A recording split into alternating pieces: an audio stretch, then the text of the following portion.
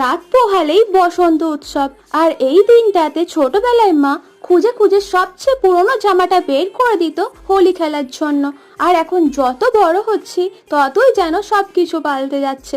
এখন নিজেই আলমারি থেকে খুঁজে বের করি সবচেয়ে নতুন শাড়িটা হোলি খেলার জন্য।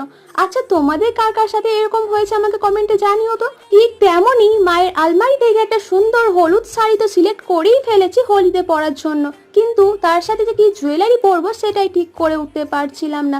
আর আমার বরাবরই শাড়ির সঙ্গে একটু হ্যান্ডমেড জুয়েলারি পরতে ভীষণই ভালো লাগে। আর এটাও ভাবলাম প্রতিবার তো জুয়েলারি কিনেই পরি, এবার না হয় একটু নিজের হাতেই নিজের জন্য কিছু বানাই। তার জন্য আমি নিয়েছি মোল্ডেড ক্লে, আর মোল্ডেড ক্লে দিয়ে এই ফুলগুলাই বানিয়ে নিয়েছি, দুটো ছোট ফুল আর একটা বড় ফুল। এরপর এটাকে কালার করে নিয়েছি। আমি যেহেতু বলেছি হলুদ শাড়ি পরবো, তাই হলুদ রঙের ফুলটা বানিয়েছি, আর কালো রঙের ট্যাসেল বানিয়ে হাড়ের সঙ্গে অ্যাটাচ করে দিয়েছি, আর সবশেষে ভার্নিশ অ্যাপ্লাই করে দিয়েছি।